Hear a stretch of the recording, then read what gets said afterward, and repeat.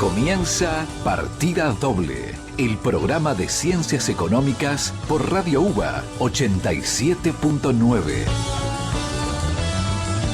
En la conducción, Norberto Lema. Coordinación temática y columnas, Andrés López y Oscar Cetrángolo. Producción, Unidad de Comunicación Institucional de la Facultad de Ciencias Económicas de la Universidad de Buenos Aires.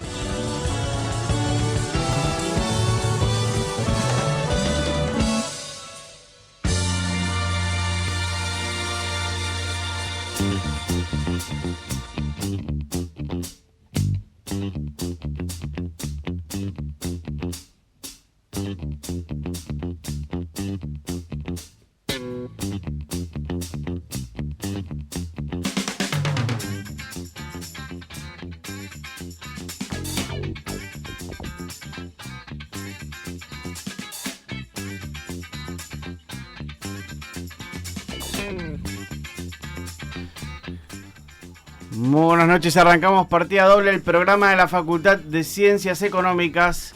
Los vamos a acompañar hasta las 21 horas contándoles la actualidad de la facultad, todos los aconteceres. ¿Cómo le va, profesor Oscar Cetrángolo? Feliz día del profesor, señores. Muchas gracias, muchas gracias y también a la invitada, feliz día. Ahora cuando la presentamos le decimos feliz día, presentada al aire. ¿Y no debiéramos tomarnos el día si es el día del profesor? Sí, la verdad, ¿no? Sí. ¿Se quieren ir ahora? Como quieran, no que hay problema. Ya que estamos. Me quedo yo con la entrevistada, yo no tengo problema. Pero también es profesora, así que difícil, ¿eh? Tómense el día. Bueno. Pero bueno, aquí estamos. No quería dejar pasar la oportunidad. Muchas gracias. Así que, bueno, aquí estamos. Vamos con un temita, así presentamos rápido nuestra entrevistada, que tenemos mucho para hablar. Muy bien. Traje algo que siempre paga bien, como dicen en la jerga, que es The Beatles. Así es. Esto es Nowhere Man, del disco Rubber Soul, 67, más o menos. No, antes 65. 65, pleno flequillo. Mm. Sí, volvemos a unos minutos. Flequillo, qué envidia, ¿eh? Sí, tremendo.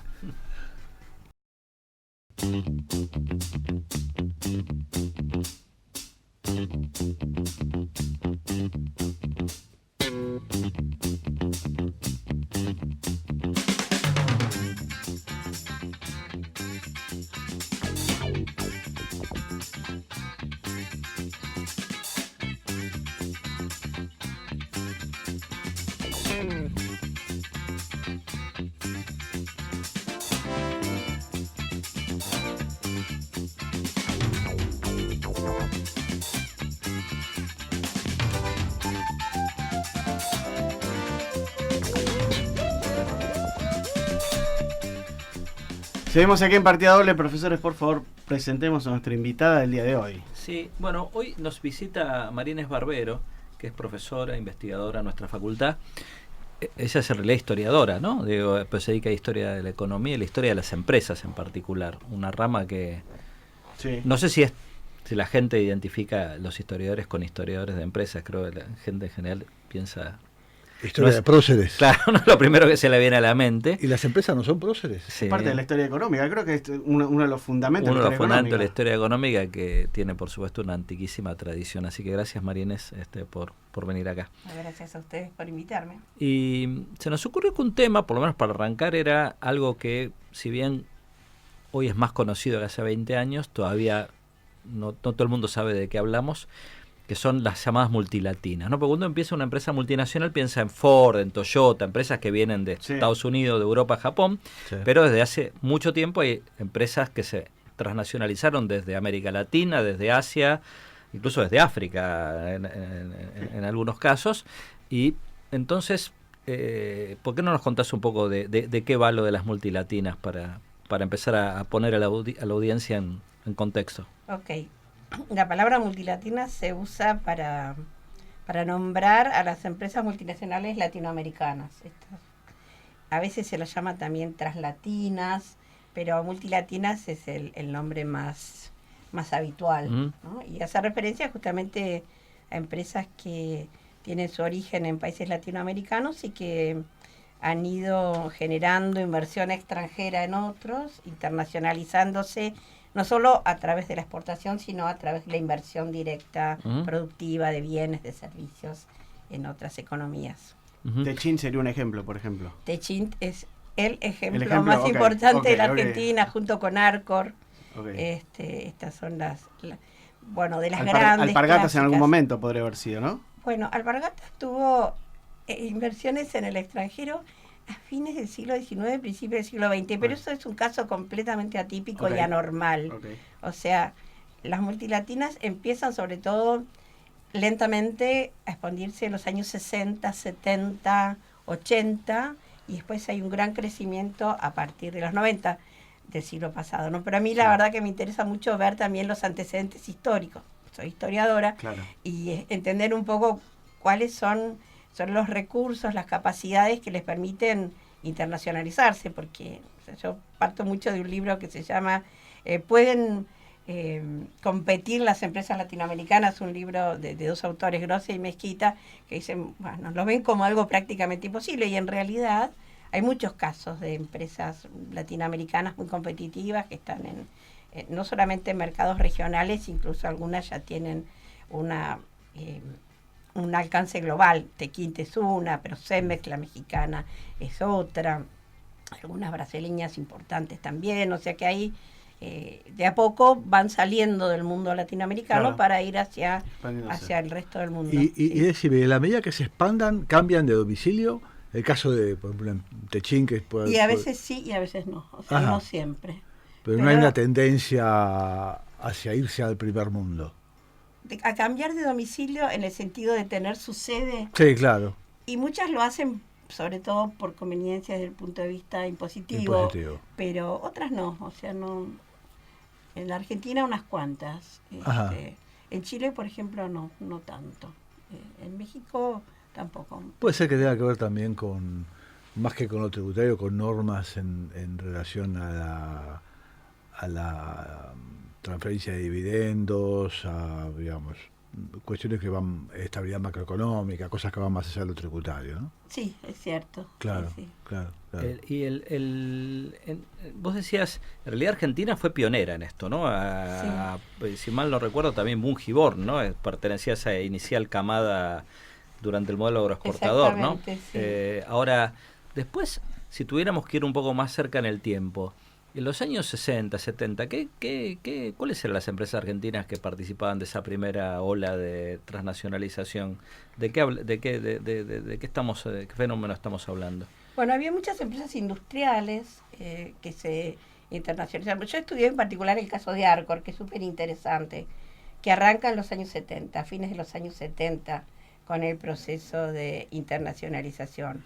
Después, muchos grupos económicos se iban internacionalizando, y a medida que se fue complicando la situación interna, la internacionalización apareció como una estrategia en parte de supervivencia, y cuando después ya en los 90 llegaron muchas empresas extranjeras, también como una forma de ganar competitividad y mantenerte en tu mercado interno. Pero sí, sobre todo, digamos, en los años 60, 70, muchas empresas industriales, y muchas de las cuales ya desaparecieron, se expandieron. Empresas que nacieron con la sustitución de importaciones. Exactamente, sí. ¿Y en otros países de América Latina también, cuáles fueron pioneros en esto junto con Argentina? Mira, un poco, yo diría que la Argentina fue la gran pionera. Después, en la época, por ejemplo, de la LALC, hubo muchos incentivos para que las empresas de la Asociación Latinoamericana de Libre Comercio, ¿no?, invirtieran en otros países. Incluso muchas veces empresas argentinas invertían para ganar de mano alguna otra, por ejemplo, brasileña. Pero la verdad es que el boom de la inversión extranjera latinoamericana arranca a mediados de los 80. O sea, la Argentina realmente fue muy pionera, y después, paradójicamente o no tanto, conociendo nuestra realidad, fue perdiendo mucho terreno. Hoy, si tuviéramos que nombrar las principales multilatinas argentinas, aparte de Techint y Arcor, ¿de quién hablamos? Bueno, ese es un tema porque, digamos, nosotros muchas veces para identificar las empresas utilizamos los rankings internacionales. Hay una revista mexicana que se llama América Economía, que hace todos los años el ranking de multilatinas. Después el de Boston- multilatina, o sea que hay Sí, relevamientos de específicos de multilatinas. multilatina. Sí. Después el Boston Consulting Group también hace Ajá. un ranking de multilatinas. Después, por ejemplo, la UNCTAD con el World Investment Report a veces tiene también información sobre esto o trabajos de la CEPAL. Pero, digamos, si nosotros vemos los rankings de las grandes, la verdad, en los últimos rankings están Tenaris y Ternium, que son las dos del grupo Tequint, está Arcor, está Arcos Dorados, que en realidad es McDonald's, pero tiene una filial en la Argentina que opera en distintos países de América Latina. Y ya una cosa súper interesante, que para mí es lo más atractivo y lo que me da más optimismo, ya aparece Globant, que es una tecnológica. Porque me parece que por ese lado la Argentina puede recuperar mucho terreno. Porque después, si uno no mira los rankings, simplemente esos rankings, y va buscando información por otras vías, encuentra, por ejemplo, a Mercado Libre, encuentra Despegar. Empresas de servicios aparecen. Empresas de servicios, pero de servicios informáticos. Servicios informáticos. Que ahí la Argentina tiene, me parece, muchas posibilidades y una posición bastante destacada en el marco latinoamericano. Siempre digo, hay 10 unicornios que son las empresas tecnológicas que en poco tiempo alcanzan los $1.000 millones de activos. De los 10 unicornios latinoamericanos, 4 son argentinos y ahora ya hay un quinto. Entonces, bueno, puede ser que por ese lado, porque además es más fácil internacionalizarse produciendo servicios. Claro. Que tener una oficina o un grupo de investigación, pero no tenés que construir una fábrica, claro. ¿no? Una planta de producción. Sí. Y bueno, y ahí que yo creo que con los recursos humanos que tiene Argentina puede hacer una diferencia, se verá. Claro. ¿Habana en algún momento estuvo por internacionalizarse? Bueno, o no? Ahí también el tema es cómo definir la internacionalización, que era una cosa que hablábamos con Andrés, porque estamos armando una base de datos de multinacionales argentinas.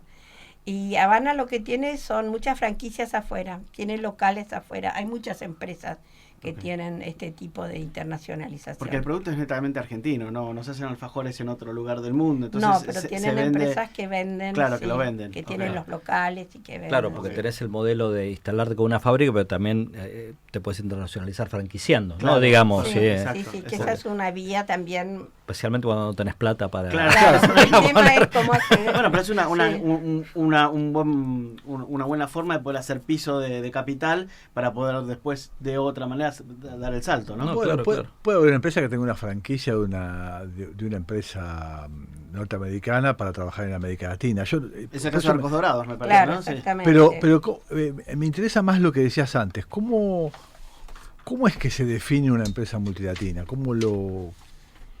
Bueno, primero, ¿cómo definís una multinacional? Sí. No, que es una empresa que produce bienes o servicios en más de un país al cual pertenece. Bueno, ahí pueden ser 2 países, pueden ser 7, pueden ser 8. Hay distintas definiciones. Perfecto. Pero sobre todo que haya producción. Pero no solo de bienes, también de servicios, que esto es muy importante, porque además en el mundo actual los servicios tienen un rol protagónico. Sí. Y además, digamos que sobre esa empresa que produce en el exterior haya propiedad y control. No es solamente que alguien compre una cantidad de acciones de una empresa afuera, sino que realmente tenga la propiedad y el control. Esa es la definición clásica. Y las multilatinas lo que tienen es origen en los países latinoamericanos. Tienen que tener origen en el país latinoamericano. Sí, tienen que tener origen en el país latinoamericano. Y aparece también el sector primario, supongo. Globocopatel debe tener. Bueno, eso es una cosa también interesante de América Latina. También Cresud aparece en los rankings. A veces suben, Cresud es IRSA, ¿no? ¿Cómo? IRSA es Cresud. Cresud, sí, es IRSA. Pero, por ejemplo, Globocopatel en algún momento tuvo muchos negocios afuera, en Paraguay claro, en Brasil. Claro, después lo de Brasil lo vendió. En algún momento también operaron bastante en Venezuela, pero a mí me parece que no era tanto inversión, sino que hacían como un tipo de adiestramiento. Bueno, que es el trabajo de ellos, ¿no? De dar servicios de capacitación para las producciones. Ahora, Marinés decías que la Argentina fue pionera y un poco perdió terreno, porque si uno empieza a pensar empresas que en su momento hemos estudiado, los que nos dedicamos a estos temas, Quilmes era una multinacional argentina, Pescarmona, ¿Sí? Loma Negra, Y de repente todas esas empresas o se hundieron o fueron compradas, ¿no? Porque que no, que... Sí, bueno, ahí por una parte los 90, ¿no? Porque sí, las reformas pro mercado de los 90 en toda América Latina generaron por una parte oportunidades, o sea, sobre todo con las privatizaciones, pero también muchas amenazas y fundamentalmente, digamos, el ingreso masivo de empresas extranjeras en casi todos los Y la países compra de paquetes accionarios de empresas. Entonces, sí, y claro. compraban, ¿cómo competís con un gran jugador internacional? Claro, el sector, A veces las empresas decidían que no podían, ¿no? El sector alimenticio hubo mucha venta. Exactamente, de activos, exactamente. claro. Si yo acá tenía la lista, las traje por las dudas. Digo, algunas de las empresas que en los 60, 70 ya estaban internacionalizadas, 80, estos son datos de principios de los años 90. Estaba Mujeborna, Alpargatas, Arcor y Tequincha estaban también, FB, Bagó, Remers, muchos laboratorios, algunos siguen, pero por ejemplo perdieron lugar. Bagó estaba entre las 50 mayores multilatinas hasta hace unos años, ahora ya no. Después, bueno, no sé, Sanela, no sé si está Raúl, Flor, no sé si está Canales. claro. Sí, hay empresas que ni están más como Canales, ¿no? Que Sí, fue exactamente, vendida. Claro. Creo que hay fábricas de tractores también, una fábrica Pauni que está en Santa Fe, que es netamente de capital nacional y con diseños nacionales, que hoy es uno de los tractores más vendidos en Argentina y ya tiene filiales en Brasil, en Bolivia creo, y en Colombia. De hecho, en los 60, si yo no estoy equivocado, la profesora me va a corregir, Industrias Kaiser Argentina tenía concesionarios en otros países de Latinoamérica con productos fabricados en Argentina. En Brasil había concesionarios de ICA, había concesionarios en Uruguay y había concesionarios en Chile. Era una filial de Kaiser de Estados Unidos, Claro. que después la compró Renault y fue ICA Renault, hasta que compró la totalidad de las acciones para hacer Renault.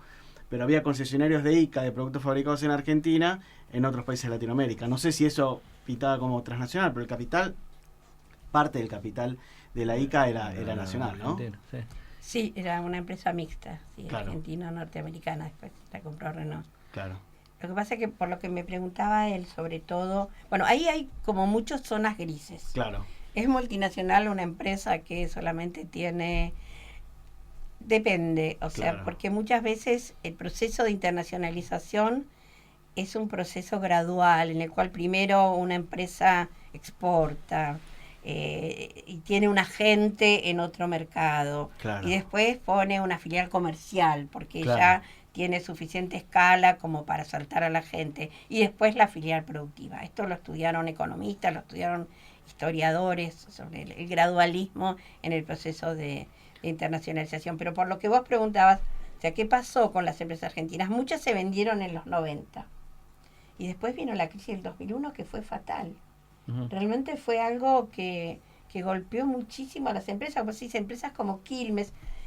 También es cierto que muchas veces se combinan distintas causas que llevan a la venta de las empresas, ¿no? En el caso de Quilmes, la crisis impactó mucho, pero también ya estaban como en la quinta generación, como buena parte de los inversores viviendo en Europa y viendo los problemas que ha habido teniendo la economía argentina, sobre todo, digamos, de mediados de los 70, decidieron que querían salir del negocio acá. Claro, esto es el tema, ¿no? Pues las multilatinas, corregime, en Argentina seguro que es así, son muchas veces, son todavía empresas familiares, ¿no? O En su mayoría. Claro, sí. no tienen no es que Ford, no importa el heredero de Ford, ¿no? Digamos, Sí, no, sí, sí, claro. ya tienen entonces eso también las hace más, menos Más resilientes, vulnerables, ¿no? sí, Digamos, sí, o sea sí, que sí. de repente los herederos no tienen ganas, o no saben, o Sí, venden, ¿no? Bueno, y muchas de las que se vendieron en los 90 también porque eran empresas muy antiguas que venían de Claro. fin del siglo XIX, principios del XX, y ya no resistieron tantas Los cambios. transiciones Claro. generacionales. Claro. Entonces sí, para la Argentina fue durísimo la pérdida de muchas empresas que estaban internacionalizadas, y eso nos hizo ir retrocediendo y tampoco se volvió a avanzar, aunque el problema es que no tenemos tantas fuentes. O sea, porque si nos manejamos por estos rankings, y esto es una manía de historiadores, ¿no? Nos dan una visión. ¿Qué pasa si uno trata de buscar otras fuentes de información? Lo que pasa es que ahí hay que trabajar mucho en sectores, en casos, y ver si están internacionalizadas o no, sobre todo empresas no tan grandes, si son pymes, sobre todo empresas medianas, o estas empresas de servicios informáticos. Muchas veces es una empresa pequeña que ya nace prácticamente trabajando para el mercado externo. Pero bueno, ¿cómo? es que, perdóname, Dale. de que por otro trabajo estuvimos hace unos meses con unos chicos de Córdoba que tenía una empresa que usa métodos de inteligencia artificial para evaluar, digamos, no sé, por ejemplo, en este caso contaba un proyecto que te podía evaluar la probabilidad de que un alumno deserte del colegio y cómo uno entonces puede ayudar a prevenir eso. Y tenía una oficina en Córdoba y una en San Francisco, Estados Unidos, y por ahí son 10 personas, ¿no? Digo, es imposible que te enteres eso mirando un ranking, tenés que ir a hablar con la gente, ¿no? Sí, esas son las sorpresas, hay que, no sé, ver más información del sector, de software y servicios informáticos, ver las bases de datos y avanzar bastante en ese trabajo. Uh-huh. Yo hasta ahora la verdad que trabajé más sobre las grandes, porque lo que quería era comparar multilatinas de distintos países. De Argentina, de Brasil, de México y de Chile. O sea, los que son más fuertes son Brasil en primer lugar. México está en primer lugar, pero va variando de un año a otro, ¿no? Pero bueno, México y Brasil están prácticamente empatados y enseguida después viene Chile. Pero de todos modos, la forma de detectarlas es conociendo el sector y caso por caso, digo, con lo cual nada te asegura que te estés perdiendo alguna que de repente un día te das cuenta, esto era... No, y las por eso estamos tratando de armar la base de datos, claro. Porque incluso se hizo un trabajo en 2008, Ajá. Que lo hizo la Universidad de Columbia, el proyecto Vale, Uh-huh. pero bueno, es bastante limitado. Lo que es interesante es comparar, digamos, qué había en ese momento, Claro, claro. o con el trabajo de Beni Kosakov de principios de los 90, quiénes quedaron, quiénes se fueron, quiénes aparecieron. Qué dinámica hay. Sí. Claro. Estimados, vamos a un corte y estamos volviendo ya en partida doble. Muy bien. Inicio del espacio publicitario. Noticias de la UBA. ¿Dónde, cuándo y cómo? Las actividades de las 13 facultades, el CDC, los institutos, los hospitales, los colegios están en Noticias de la UBA, con la conducción de Geraldine Murisasco. Noticias de la UBA, de lunes a viernes a las 8 por Radio UBA. Fin del espacio publicitario.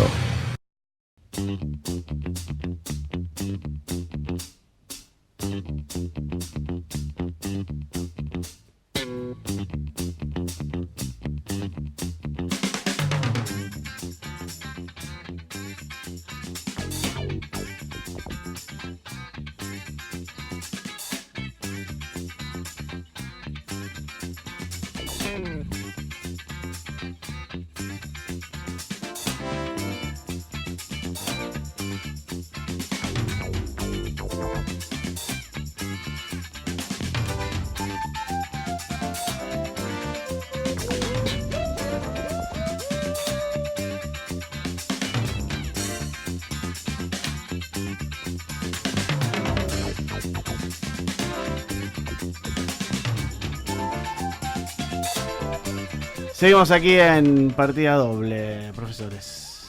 Bueno, proseguimos con nuestra invitada del día de hoy. ¿Vamos a pasar música? O vamos a tenemos el tema del profesor. Yo estamos a ver, le voy a contar algo, profesor Está López. El distraído. profesor Cetrángolo Sí, eso es. manda directamente a la productora los temas. Ya no van más por los mail compartidos. No es cierto. Estaba el mail ahí y usted no lo leyó porque no le interesa la música que yo recomiendo. Yo lo busqué, tuve un rato largo. ¿Por qué lo pregunta? ¿Lo encontró nuestra señora productora? Bueno, aparte de que se pone celoso, usted si él habla con la productora de su... No. La productora hoy vino con el peinado de Leia. ¿La vieron? Sí, estamos en Star Wars hoy. La vimos, Sí. Bueno, arrancamos. ¿Qué trajo, profesor Cetrángolo? Yo traje un tema multilatino como corresponde a La empresa multilateral. Muy bien. Multilatina, sí. Muy bien. ¿Qué? Fania All Stars. Ok, vamos a escucharla. Después me cuenta quiénes tocan. en Sí, esta claro, banda. seguro.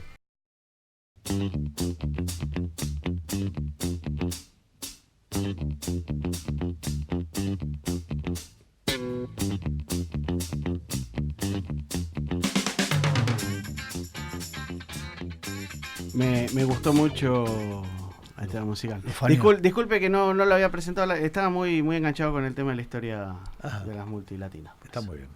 Pero me gustó, me gustó. ¿Quiénes son los que cantan en esta agrupación? No, acá no me acuerdo quién canta, pero es un conjunto donde van rotando los músicos Pero tuvieron grandes más nombres famosos. acá. Bueno, acá Rubén Blades, en por Fania ejemplo. estuvo Rubén Blades, Gato Barbieri, Ok. Feliciano, Santana, Chela Cruz, Tito Puente. Todos. Todos pasaron Todos. por ahí. Hay algunos recitales en vivo que son fantásticos. Espectacular.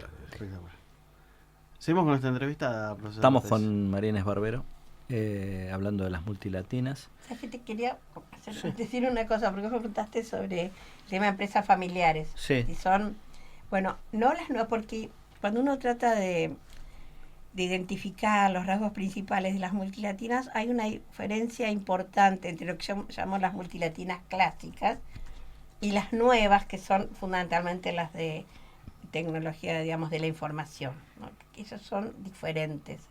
Pero las clásicas no solo son mayoritariamente familiares, sino que en su mayoría pertenecen a grupos económicos diversificados. Y eso les da mucha potencia, porque tienen sinergias entre las empresas, tienen más acceso a la financiación, tienen mucha capacidad política, porque también todo un debate que hay en la teoría, yo les comentaba yo que me interesaba mucho la teoría de multinacionales y ver qué se puede decir desde las multilatinas, es, bueno, si la teoría clásica dice que para internacionalizarse las empresas tienen que tener, entre otras cosas, ventajas de propiedad, saber hacer las cosas mejor que otros, ¿qué ventajas de propiedad pueden tener las multilatinas, ¿no? Y ahí hay todo un debate importante. Hay quienes dicen que casi no tienen ventajas de propiedad y que lo que hacen es internacionalizarse para acceder al conocimiento y a redes, y entonces ahí sí poder ser más competitivas. Y otra línea en la cual yo me reconozco que no, que hace más hincapié en que han construido ventajas de propiedad. Por eso me interesa mucho a mí verlas históricamente. O sea, no son empresas que nacen de un día para otro. Claro. Incluso en México, una cosa que es impresionante, que en la Argentina y en otros países no se da.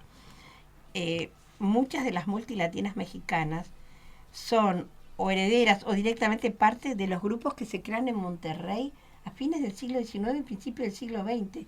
Y son, bueno, las mismas familias, a veces las mismas empresas, a veces una misma empresa se fue dividiendo en otras compañías. Entonces son empresas que han crecido mucho en sus mercados internos antes de salir al exterior. ¿Y hay casos de alguna multilatina que vos digas, esta empresa juega en primera A y tiene, digamos, en su mercado es líder mundial? Bueno, una Bueno, es Techín con los hay tubos sin algunas, costuras, ¿no? hay algunas. Tenaris. Cemex también. Cemento. Cemento, era mexicana. No hay demasiadas. En general, la mayor parte de las multilatinas son lo que se llaman multinacionales regionales y se mueven fundamentalmente en América Latina y arrancan invirtiendo en los países limítrofes. En el caso de México, el país limítrofe grande, como ya sabemos, es Estados Unidos, así que es un caso diferente, donde además las relaciones comerciales y económicas entre México, el norte de México, sobre todo Monterrey, y los Estados Unidos, se arrancó desde la guerra de Texas, o sea que es realmente una relación larguísima y unas redes que se han construido mucho antes del TLC, ¿no? Claro. Bueno, por lo menos cuando yo había leído más sobre el tema, por ahora estoy muy de oído con esto, Bimbo, o por ejemplo, atendía mucho el mercado, de hecho tenía parte de las inversiones de Estados Unidos para vender a los propios mexicanos, ¿no? Digamos, o sea, que les gusta seguir comiendo, sí. ¿no? Digamos, o sea, siguen, ¿no? Conservar sus, ¿no? Los mismos productos, en fin, ¿no? Bueno, ahí otro ejemplo interesantísimo es el de Gruma, que fabrica tortillas de maíz. Ah, claro, esa es la otra que no me salía, Gruma. Tiene ahí en México un mercado étnico enorme. Claro. Que eso también es algo que les da a las empresas posibilidades para operar afuera.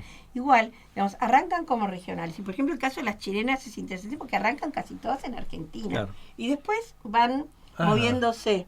Muchas con las privatizaciones, ¿no? Y otras con los supermercados, ¿no? Sí, Chile. Con las privatizaciones, inclusive tampoco es que esto sea un escenario estático, porque muchas chilenas en el sector eléctrico que participan en las privatizaciones, después al final fueron absorbidas por empresas multinacionales y salieron. Francesas, Pero hay algunos negocios en los que las chilenas son fuertísimos, y uno justamente son los supermercados. Sí, claro. Bueno, Que no es solo supermercados, Claro. ¿no? Porque lo que tienen estas empresas chilenas, ellos tienen un mercado chico.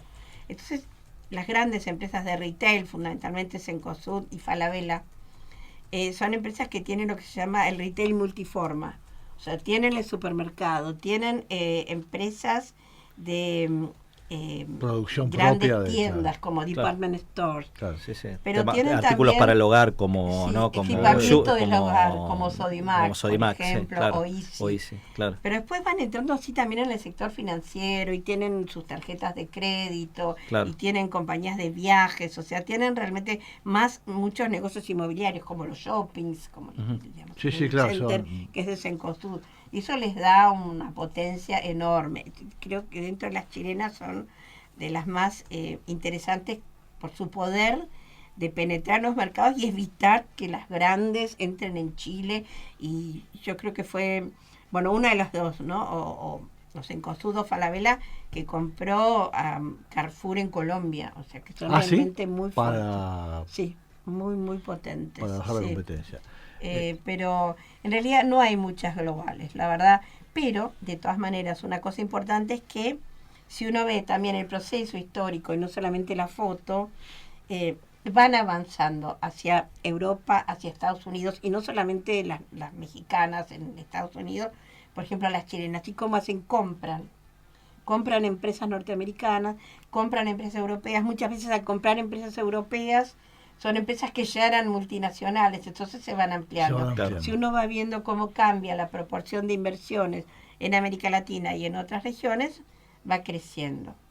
Ujú. Pero Chile es el país más dinámico hoy por hoy. Chile es el más dinámico, si no, además ellos, bueno, en las 50 mayores de América Economía hay 14 mexicanas en el anteaño, 14 mexicanas, 13 brasileñas, 11 chilenas, pero la Wow. economía chilena es muchísimo más Sí, chica. claro. Bueno, pero ahí Sí. también tenés, hasta donde conocía, una cosa es lo que vos dijiste, es una economía muy chica y entonces necesitan salirse si Sí. querés crecer, porque... Sí. Sí, Y la otra sí. es que tienen mucho dinero de los fondos de pensión, ¿no? Digo Absolutamente, que eso lo absolutamente, financia... sí. Que financia- Tienen un mercado de capitales. Un y mercado de además capitales que mucho Argentina no acceso- tiene ni de casualidad, ¿no? Tienen mucho acceso a capital extranjero también. Hay muchas que cotizan en la bolsa de Nueva York y muchas que emiten ADRs.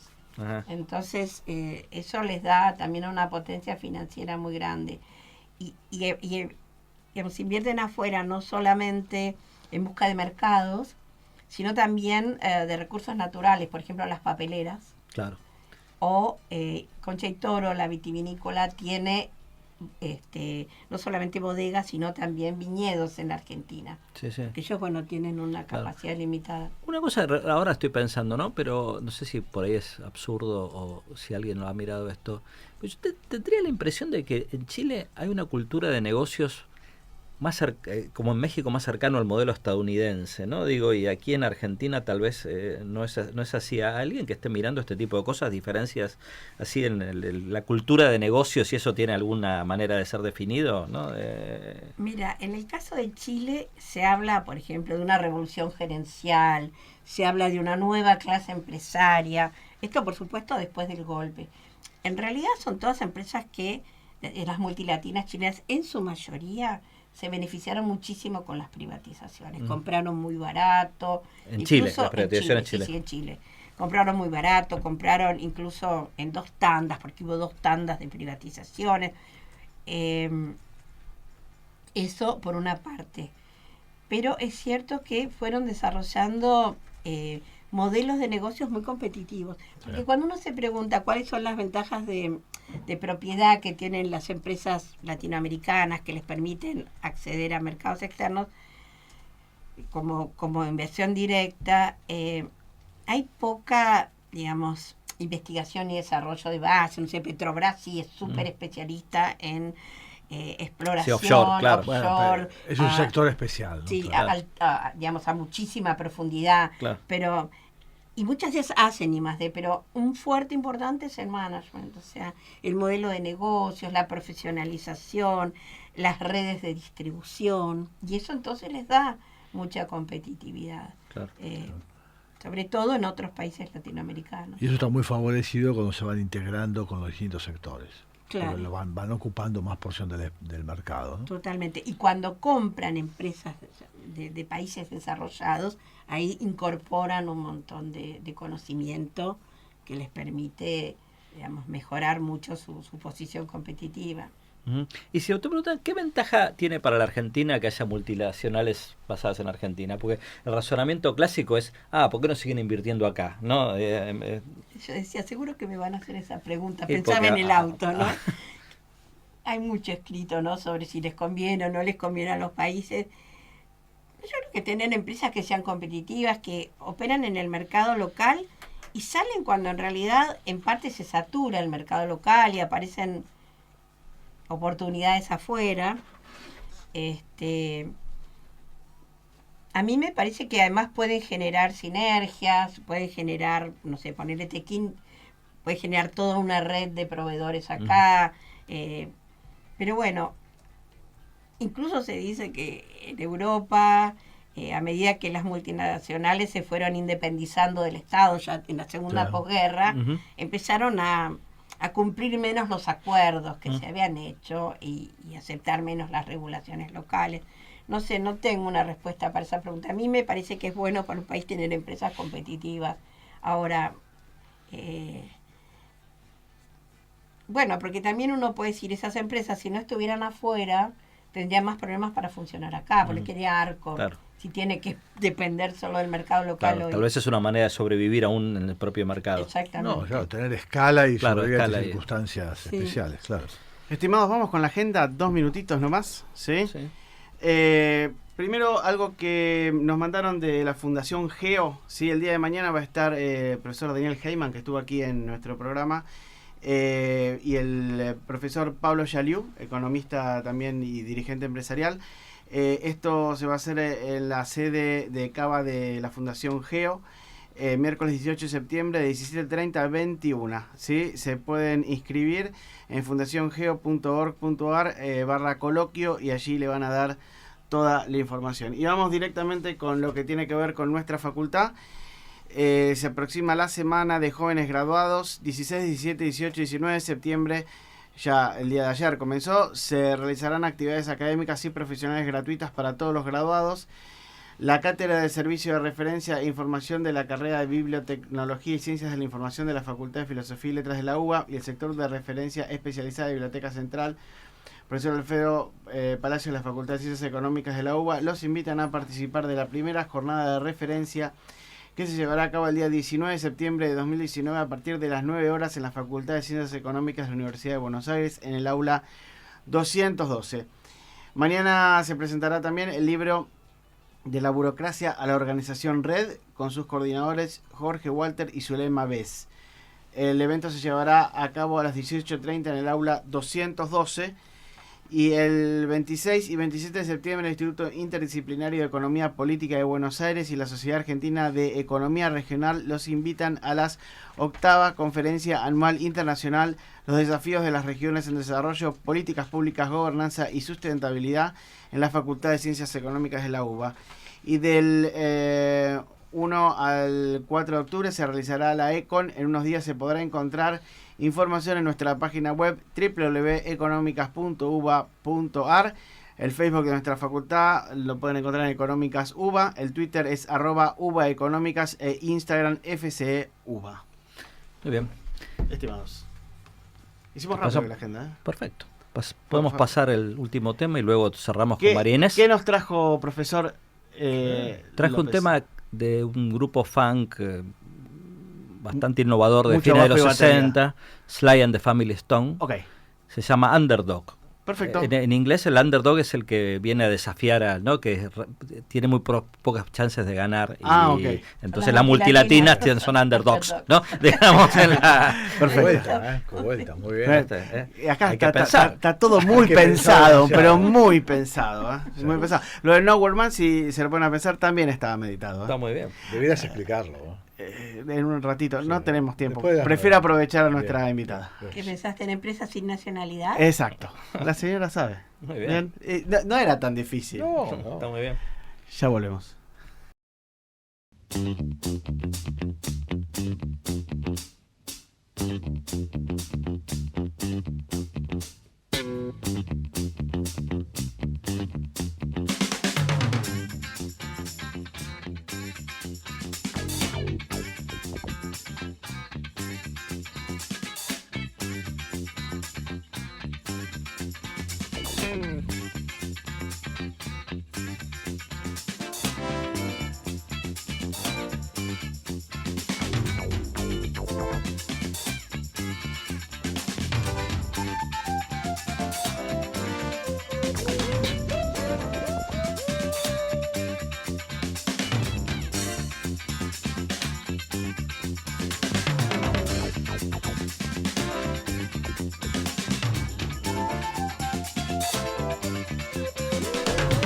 ¿Qué? Que sos tuerca. Sí.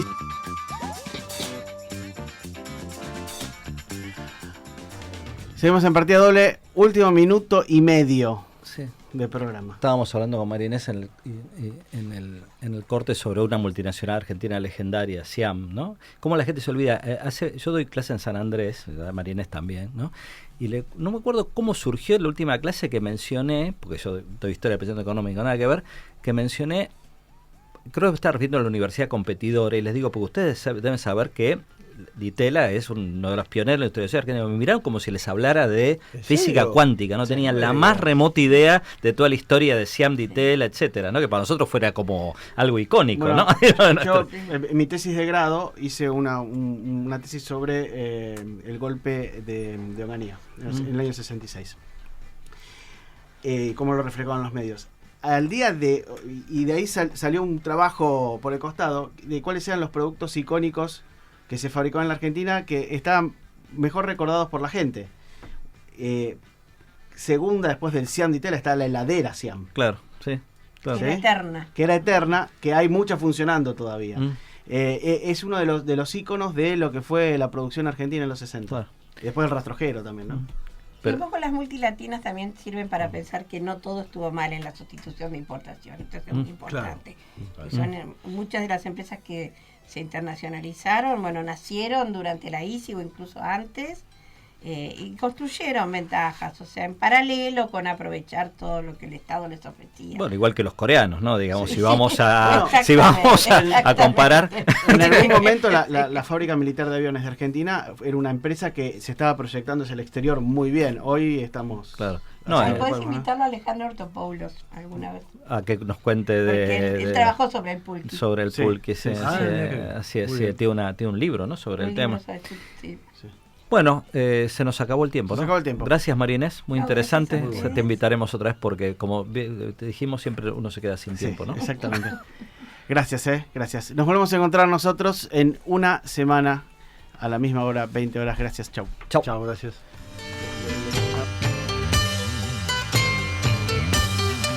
Partida doble, el programa de la Facultad de Ciencias Económicas por Radio UBA.